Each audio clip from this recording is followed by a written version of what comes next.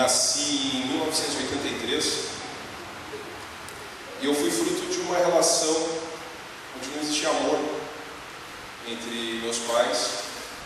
Então a minha mãe ela não teve muita vontade em ficar comigo e resolveu me dar, digamos assim, né?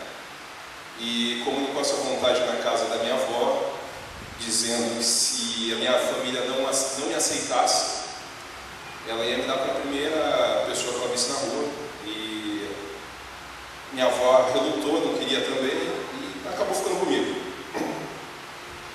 Eu fui crescendo em meio a esse turbilhão de ausências. Meu pai também se afastou muito cedo. E com o tempo eu fui me tornando uma criança muito triste.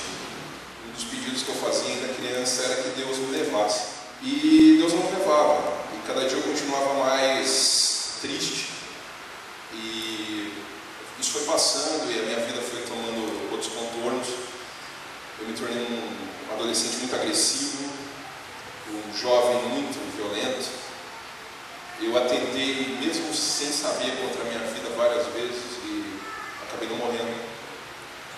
E comecei a beber muito as companhias da vida. Eu não tinha perdido ainda a minha fé em Deus. A minha vida ela foi cada vez mais ficando difícil. Não no sentido só material, mas internamente. Então eu descontava na bebida, muito novo já, nas festas, todo tipo de possibilidade que o mundo nos proporciona. Até que me falaram que você precisa de religião, você precisa de Deus. E eu procurei durante a minha vida toda, praticamente todas as religiões que vocês possam imaginar. Seixinoe, Hare Krishna, Umbanda, Igreja Evangélica, Igreja Católica. Não achava Deus de jeito nenhum. Apelei, falei, vou achar esse cara, de algum jeito ele está em algum lugar. Por mais estranho que pareça, realmente a minha vontade era me encontrar com ele. Não sabia por quê. Na verdade eu sabia, eu queria saber por que ele tinha feito aquilo comigo. Me deixado crescer, abandonado. Com o tempo eu fui deixando de acreditar nesse Deus até que me disseram, a minha família frequentava um centro espírita. E me disseram, você tem karma. Você provavelmente foi uma pessoa muito ruim numa vida passada e é por isso que você está sofrendo. Dediquei mais de 2/3 da minha vida ao estudo espírita, mas a vida começou a me dar muitas coisas.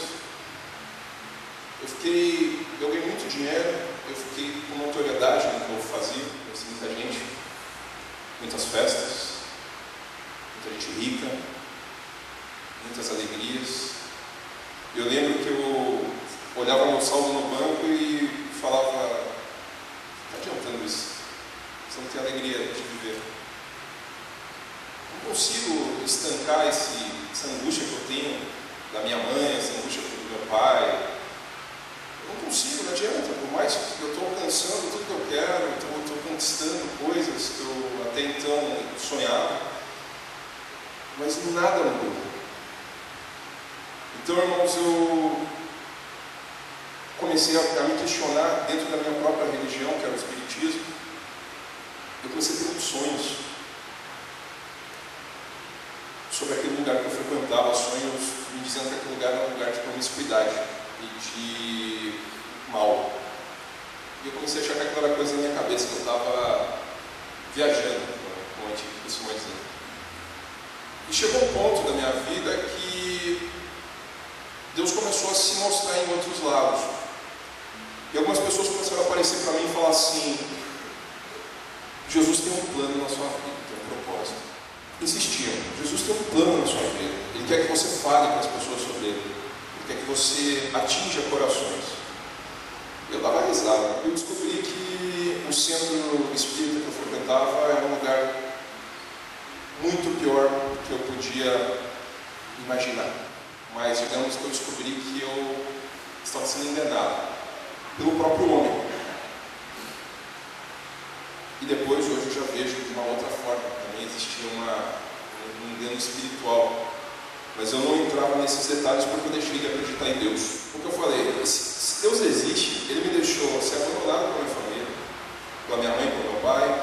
Cresci uma vida difícil, eu tive que começar a trabalhar com 10 anos de idade para me sustentar.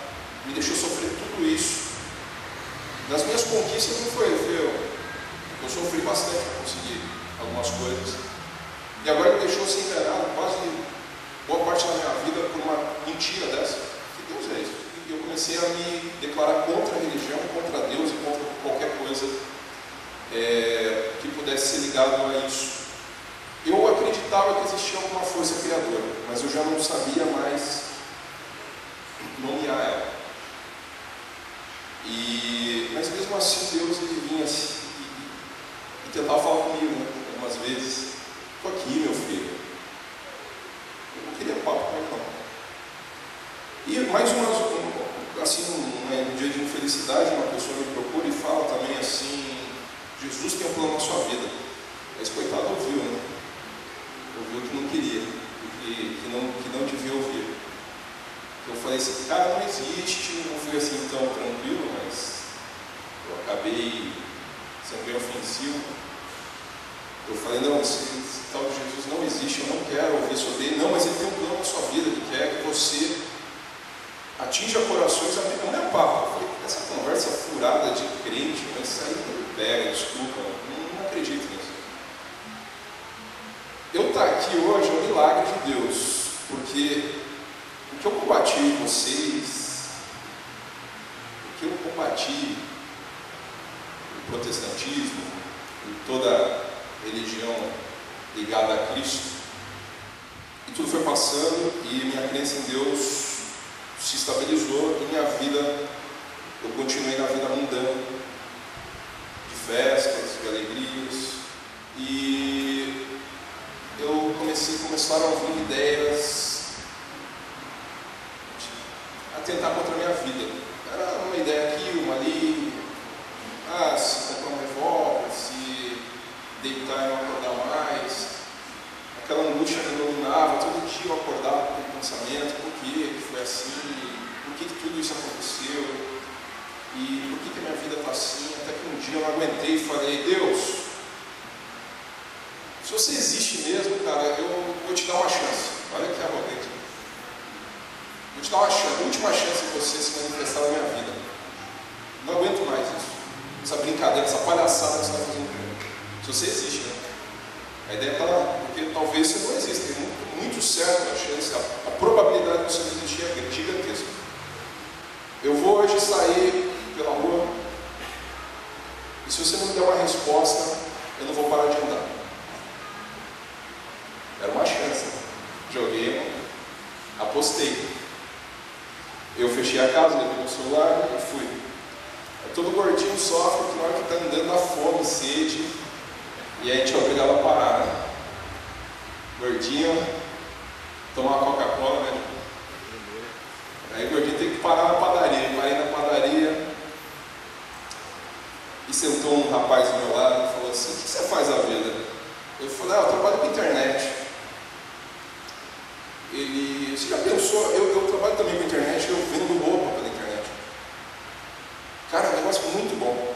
Eu falei: legal, isso te deixa feliz? Ele: me deixa. Eu falei: rapaz, acho que eu vou mudar de profissão. Eu conheço o Rafael de vista, de saber que ele vendia roupa. Eu mandei uma mensagem na hora e falei: Rafael, eu quero abrir um site sobre roupa, para vender roupa na internet. Você tem interesse? Ele me respondeu em 10 segundos. Muito! Vamos conversar amanhã. Aí eu falei: caramba, ele está mais desesperado que eu, né? E a gente foi conversar no outro dia. Aí ele sentou na minha frente, eu não sabia que ele era evangélico.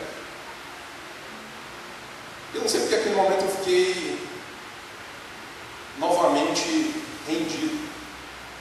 E eu comecei a falar para ele: eu não aguento mais minha vida, como ela está. Eu comecei a despejar tudo as minhas frustrações. Todas as minhas frustrações foram despejadas. E o Rafael calminho ali me olhando, balançando a cabeça. Aí ele falou assim: eu não tenho motivo nenhum para estar aqui. porque o meu negócio está indo bem, as minhas coisas estão indo maravilhosamente bem, eu não preciso de sócio, eu acabei uma sociedade faz 1 mês, 2, mas Deus falou para mim que Ele precisava que eu chegasse até você, porque Ele quer te trazer de volta. Rapaz, a vontade era de jogar a xícara de café para cima e falar, pelo amor de Deus, cara, pelo amor de Deus, não quero. Mas eu fiquei calmo e falei, amém. Então, se Deus tem um plano, eu não lembrava do pedido do dia anterior. Eu saí daquele encontro falando, cara, por que todo mundo resolve falar de Deus o tempo todo? E o Rafael começou a insistir, vamos na igreja comigo? Eu falei, não dá, tem um compromisso, né? Aí eu falava, cara, eu comecei a quebrantar e falei, talvez eu queira realmente ajudar nesse propósito, mas de repente me dava uma angústia, dizendo, não, isso é mentira, e era uma pressão de dois lados, uma dizendo, procura esse Deus, e outra dizendo, ele não existe. Até que um dia o Rafael, a gente estava conversando sobre o negócio e tal, e ele falou, ele não me convidou nessa noite para ir no encontro na casa dele, ele falou assim, eu estou atrasado porque eu tenho um encontro, o pessoal da igreja na minha casa. Aí eu falei, que safado, hoje ele não me convidou, né? Hoje eu quero ir. Aí mandei uma mensagem na sequência para ele, Rafael, posso ir aí? Ele venha. Acabei indo, me senti bem, fiquei emocionado, mas saí com muito mais dúvida do que quando eu cheguei. E passou algum tempo, e o Rafael me convidou para um retiro, que foi esse que a gente conheceu o Júnior lá. Vou resumir para não me estender mais. O Rafael falou, Vitor, todo mundo que te conheceu aquele dia lá em casa está pedindo para você ir nesse retiro. Ele falou, achei estranho até, porque o pessoal só tinha te visto uma vez. Eu falei, é um sinal então. E eu comecei a me quebrantar nesse tempo, e teve vários lapsos de tempo, grandes e pequenos, em que eu fiquei mais perto da presença, saí da presença, fiquei perto, saí. E durante esse tempo, até o retiro, eu fiz um propósito que eu queria mudar de vida, eu queria renascer, eu queria ser outra pessoa. Eu falei, Deus, se isso está sendo movido por você, que eu possa renascer. E eu fui até esse retiro, e o tema, por incrível que pareça, era, é preciso nascer de novo. Eu senti Deus nesse momento de uma forma muito forte, e eu cheguei para o Rafael no carro, a gente estava indo, eu falei, Rafael, eu quero nascer de novo, cara. Eu não vou sair daqui sem nascer de novo. Aí beleza. Primeiro dia oração, muita Coca-Cola, muita bênção, muita música, muita alegria. Segundo dia também. Aí o terceiro dia foi um dia que Deus falou, eu vou testar esse rapazinho aí. Esse peão hoje vai ser testado aqui. E começou um louvor, um culto, vocês lembram, com muito fervor. Aí, me abraço, peão. Meu filho, eu tenho um propósito na sua vida. Eu quero que você leve minha palavra a multidões. Eu quase empurrei o rapaz.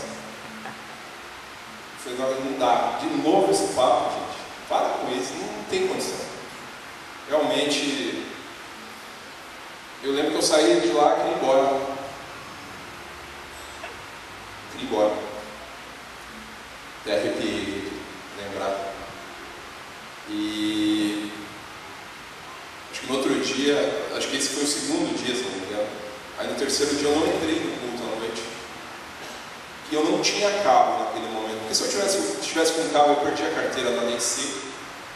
Era um pouquinho desviado, né? Fui um dos únicos na minha época a perder a carteira da DC. E eu não tinha carro. Se eu tivesse carro, eu tinha pego o carro aquele dia e tinha ido embora. Eu queria sair daquele lugar. E nisso até o irmão nosso falou, gente, eu estava descendo aqui, indo para o culto, eu senti uma presença muito negativa ali perto dos alojamentos. E o Júnior sentou, o Júnior passou por mim e falou, eu te amo, viu? Mas eu estou em Cristo, vai achar besteira. Aí depois ele sentou do meu lado e eu comecei a falar para ele: cara, eu não consigo acreditar nisso tudo. Eu fiz 4 anos de teologia, essa parte eu não falei para vocês.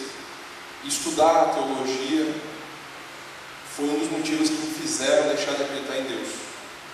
Que era muita informação, e uma informação sem a palavra viva é uma informação que confunde o ser, confunde aquele que está lendo. Se você está estudando a palavra de Deus sem o Espírito dele ali te guiando, você não vai entender nada e você vai se confundir, talvez até duvidar. Então, eu falei para ele: eu não acredito nisso, não. O cara me abraça, fala que é Deus falando comigo. Eu não falei isso, acho que eu acabei não comentando. Mas eu falei: eu não acredito, não consigo. Ele falou assim: Vitor, você está com medo de uma coisa nova, porque isso provavelmente é uma amostra de Deus. Deus provavelmente quer agir na sua vida, mas você está com medo. É normal, a gente tem medo quando a gente está prestes a ter alguma coisa nova. Mas não me convenceu naquele momento. Eu falei: é muita conversa, a gente não aguenta mais isso. Eu quero voltar, quero ir para a festa, sair com as mulheres, bebida, é isso que eu quero. Eu procurei, eu vim aqui disposto a procurar Deus nesse lugar e não achei. Então hoje eu estou indo embora. Quer dizer, amanhã, porque amanhã é o último dia. E pronto, não achei, legal, obrigado, e amanhã volta a vida normal. O inimigo, quando ele quer confundir a gente, ele começa a confundir a gente com a descrença, né? Com a dúvida. É a maior arma dele. E eu aprendi isso há muito tempo, enquanto eu estudava, mas para mim nem existia inimigo. Eu cheguei no quarto e eu falei com o Rafael. Falei: cara, eu não consigo acreditar, e repeti tudo. Ele falou para mim assim: Vitor, o inimigo está querendo te confundir. Mas se você tiver o contato com o Espírito Santo de Deus, tudo vai ficar claro para você. Você vai começar a acreditar. E me contou uma história que me convenceu. Aí eu falei: eu preciso achar esse tal de Espírito Santo, então, se ele existe, né? Eu falei: ó, Espírito Santo, é a última chance, então. Você tem essa noite. Eu estou indo embora amanhã e acabou. E se tudo aquilo que você falou até esse momento for verdade, você vai confirmar. Porque aí você existe, você é Deus, você tem poder. Eu sempre desafiando, né? Na hora que Deus resolveu dar um pé do ouvido também vai doer, né? Eu deitei, botei fone de ouvido, comecei a escutar uma música da Bruna Carla e falei: é hoje, agora, é esse momento. E Espírito Santo, se manifesta, Espírito Santo. Às vezes na vida da gente ele precisa saber de que forma ele vai nos convencer. Agora veio um pensamento: Espírito Santo, se manifesta nesse lugar em forma de luz, e que não só eu veja, mas que também mais gente nesse quarto veja, para que eu possa testar a sua presença. E eu fiquei calmo, e eu abri os olhos, e tinha uma luz verde flutuando no quarto. Amém?